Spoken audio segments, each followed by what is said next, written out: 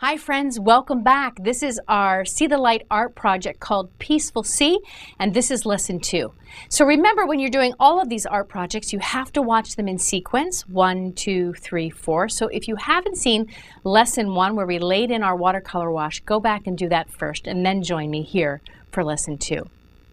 So when we were together last time, we put together our watercolor painting, although we know it's going to be mixed media. We're going to need some additional supplies.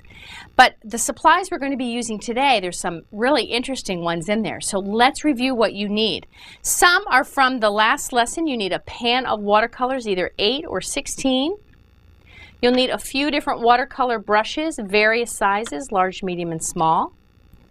You'll need water in a bowl, some clean water in a cup that you can pour from, a paper plate as your palette, some tissues and a paper towel. You will need a pencil again, and some special supplies you'll need is some table salt, an old plastic grocery bag that you would probably recycle, and some scissors. I know that sounds like some strange supplies, doesn't it? Well, we're going to be doing some really interesting watercolor techniques. Well, we already did the blotting technique where we blotted out the clouds from that graded wash we did. We're going to be doing some more as well. But before we get started, and do make sure that you don't do any work unless you know that your watercolor painting so far is totally dry, I want to talk to you about Winslow Homer. Of course, he's the artist that we're basing our Peaceful Sea on. And he's the American artist that lived during the time of the Civil War. And he was an amazing artist of seascapes. And those are scenes of ocean, lakes, rivers.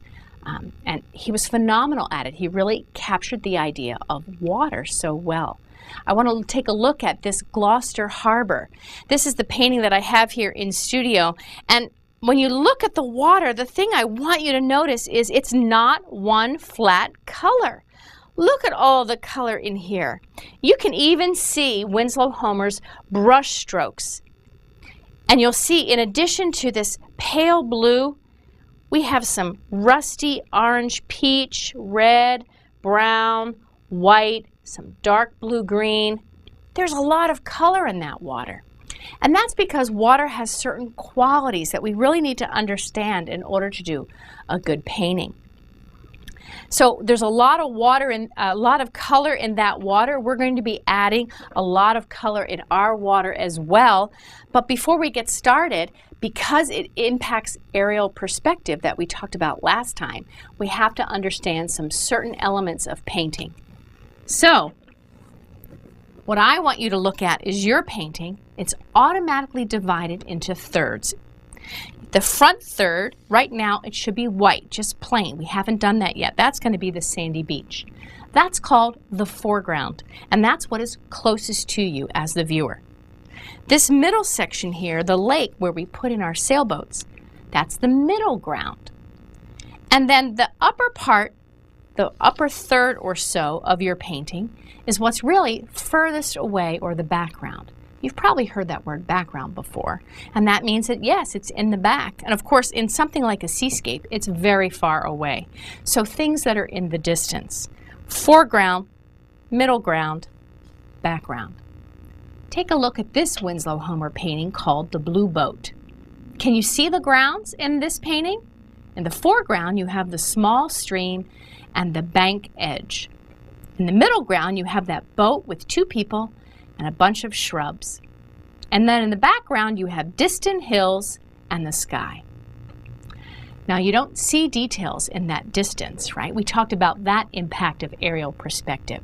Things that are further away have less detail visible. Things that are close to you, though, you're right up close in that foreground, you will see a lot more detail. So you notice how Homer in The Blue Boat painted in even individual blades of grass. He was putting in a lot of detail because it was in the foreground. It was closest to your eye, and that's what you could see. So we're going to work on our foreground right now. But since we were together last time, my friends, I noticed something. For me, this painting feels just a little out of balance. I do have 1 large boat here and 2 smaller here, but I feel like it needs something else on this side to achieve balance in my composition. So I'm going to add a rock. So why don't you do that too? Take your pencil, and in this foreground space right here, we're going to make a rock shape. Now it's kind of hard to describe a rock shape. They can be different. But I want you to think in terms of a geometric shape, not a circle, but something that has edges. So like a hexagon, like that. But I don't want it to be even. It's more jagged. And it's okay to go up into the lake area because we're going to be painting over it. So go above into the lake area, above that line, and I want you to just kind of make kind of like angles. Like that. Kind of an organic shape, but not really rounded, more straightish, jagged lines. And then right next to it, kind of attached to it, another smaller rock. Like that. Now those lines look a little too dark to me. Do you remember how I said you have to have really light lines in a watercolor? Because watercolor is translucent. So take your eraser and just make sure those lines of your rock are light. And I'm just dabbing over with my eraser like so. Keep those lines nice and light. Great. Yeah, that feels better to me. I have something large here, something large here. It feels like there's more balance. I have the clouds creating some balance, so I think that'll be great. So now we're ready to paint in our foreground. And we're going to start the same way that we did before, and that's with a puddle on our paper. So have your paper plate handy, and from your cup, you're going to pour a puddle, but not nearly as large as the one we did before. This is going to be more like a small cookie like that. I'm going to want to take my medium brush, wet it first, and I'm going to want to load my brush. Remember we talked about how you load a brush, and you're going to load brown. So you lay your brush on the side and you roll it in the pan back and forth by just twisting. It might be hard to see when it's fully loaded if your bristles are brown and the paint is brown. And then you're going to come back to the puddle. That's way too pale. Although a beach is not really brown, it's a wonderful sandy tan color. Why don't you load twice with the brown, like this, by rolling, and back to your puddle, like so. But I'm not going to stay with that color, friends. I'm going to actually rinse my brush. And now I'm going to load some yellow because I want this to be more golden. So again, I need to load my brush.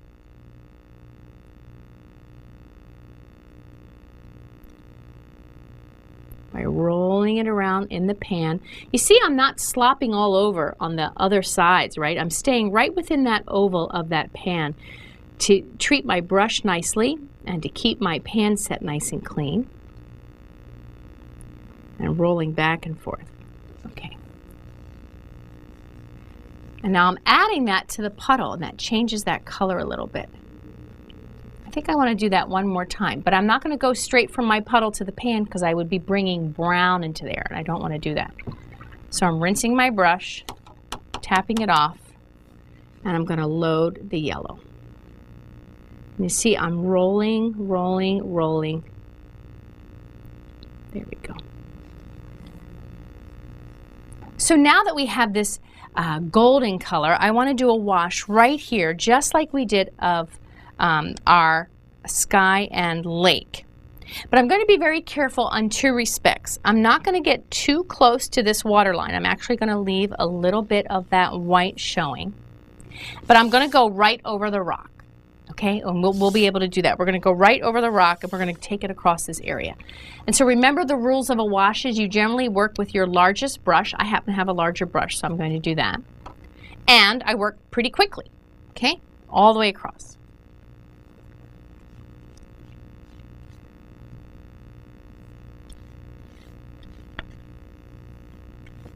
Now that is really light. I'm seeing how light that's coming up. And that's a little lighter than I want, but that's not a problem, friends. Because watercolor has water as its base, the more water you mix in with the pigment, the lighter the color will be. But the less water you use, the more intense the color will be. And I'd rather you start off lighter and have to make it darker than the other way around, because that's harder to do. So now that I see that, and it's nice, but it's not as much color as I want. Now, here's what you can do. You're going to dip your brush into the puddle, then into, I'm going to start actually with the yellow, into the yellow, and then I'm going to go right in here and drag that color across. So it's blending with the water and the wash that's in there, so it's not getting really intense color, but definitely much more color than we had. Now I'm going to do the same thing again with the brown. Just a little dip in the brown, because this is going to be much darker. And it's okay if it's not even, because sand doesn't look even. There's impressions in the sand, divots in the sand. Now, a little bit more brown, and I want to get a little more brown, darker towards the water line. So I'm using the very tips of my brush down here, and then I'm going to drag it like so. Now, here's the fun technique I told you about. Remember how we did the blotting technique? Well, this one we're going to do with salt. So take your salt, just pour a little bit into your hand, like so. And now, while it's still wet, take a few grains of salt and sprinkle them over this wet, sandy area, like this. The salt is going to absorb that moisture, and it creates this interesting technique of texture in this area. So just a few grains of salt. Now, it might take a few minutes for you to really see it. And it has to be wet for this to work. Like so. I can see it working already. I'm so excited. So you want to do that. You don't have to do it over the rock, because we're going to paint over that rock. But just a few. There we go. Wow. That's going to create such a neat technique where it looks like the texture of the sand. Like that. It soaks up that moisture and so creates almost like a white snowflake effect where the grain of salt was. Isn't that cool? Now you can actually use this salt technique for backgrounds. It really makes an interesting effect when you have a lot of different colors blending together. But for most cases, you would use it where you're trying to show texture, whether that's the sand or let's say you're painting a lizard and you want to kind of show lizard skin. The salt technique is great for that. And the more intense the color, say right from the pan, maybe a straight green, then you really see that texture show up as the salt absorbs that watercolor paint. So it's really important that we leave this just kind of sit right here without touching it so it can go undisturbed while the salt does its magic. You know, this makes me think of grains of sand, right? We just had all those little tiny grains of salt, and we're trying to show the texture of the sand. Grains of sand. You know, there's a lot of verses in the Bible that talk about grains of sand because it shows how immense God is and what a huge number that is, all the grains of sand. Have you ever walked along a beach and thought how many grains of sand there are on that one beach? And then of course you know there's hundreds and maybe thousands of beaches all around the world. Let me read you a passage from the Old Testament. This is from the book of Genesis. And this is when God is talking to Abraham in Genesis 22. And God said to Abraham, I will surely bless you and make your descendants as numerous as the stars in the sky and as the sand on the seashore. Your descendants will take possession of the cities of their enemies. That's Genesis 22:27. Think about that. Abraham, who didn't have any children and was an old man, just heard from God that he was going to have a number of descendants as there are grains of sand on the beach. That's incredible. Could God really do that? Yes, he could. And that's the crazy thing. God was able to fulfill that promise that Abraham's descendants, all the people, would be as numerous as the grains of sand on a beach. Wow, what a promise. I bet you Abraham was really excited. There's actually several passages that talk about grains of sand, and I love that. And whenever I walk along the beach, it makes me think of how awesome God is and how great He is to fulfill all of His promises to all of us.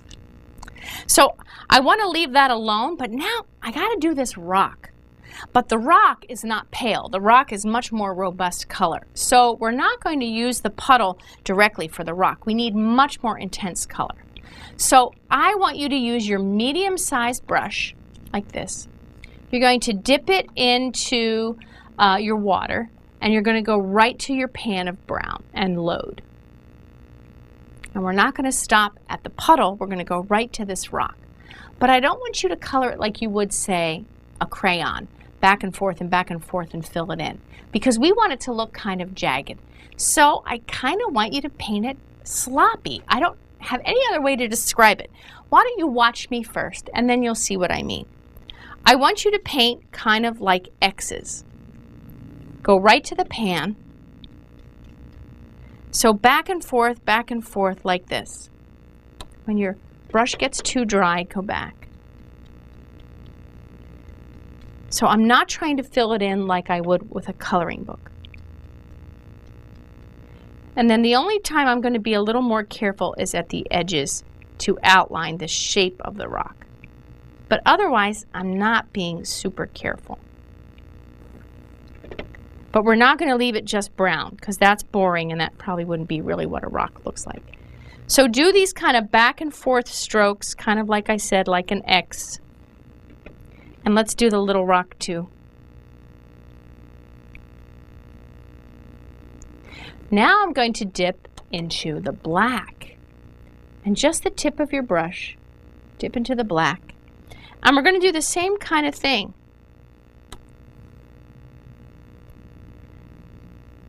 Back and forth like X kind of marks. Right on top of the brown.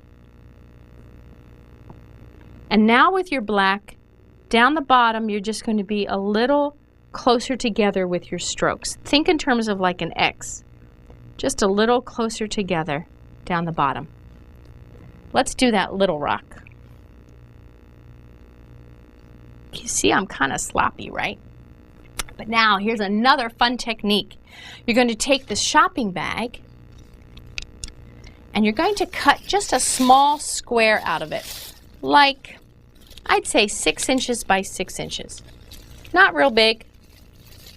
So you can, if you're doing this project with other people, you can share. And you're going to scrunch it up. And you're going to lay it down on top of your rock. Kind of make it fill up the rock. Press it down. Now this bag is going to give us texture that shows that the rock is rugged and ragged and jagged and bumpy. And that's what we want, because showing texture, especially in the foreground where you see detail, is really important for achieving realism. Take a look at this painting by Winslow Homer called High Cliff off the Coast of Maine. You see there's all kinds of shades of brown and gray. And look at how hard and rough and jagged that surface is. Homer was showing texture, which was so important for the realistic look he wanted. Now it's best if you can leave it right where it is so it can dry. But supposing you can't, well, wait for a little bit until it's dry and carry it nice and flat like a tray of food somewhere where you know it won't be disturbed, where it can stay flat so that our plastic bag and our salt can remain. By the next time we meet, the salt will have done its magic and the bag will have done its magic, and we're going to see some great techniques, and we'll be able to see how they turn out when we're together for lesson 3. Before we go, we have to do our cleanup. If you have a sink nearby with running water, that's always the best for cleaning out your brushes. Hold your brush gently under the running water, massage it with your fingers to get out all the pigment, and then always test on a paper towel to make sure it runs clear before you store it away. If you only have a pan of water, make sure it's clean and keep on swishing until you know it's clean. Now, as far as the paper plate, after you've cleaned all your brushes, I don't want you to walk around with a paper plate with a puddle on it because something could happen and you could trip or it could spill. So while you're at your work table, you just dump it right into your bowl of water. Now this can be tossed away and then you can dump this in the sink. Okay, I'll see you next time where we continue with our peaceful sea.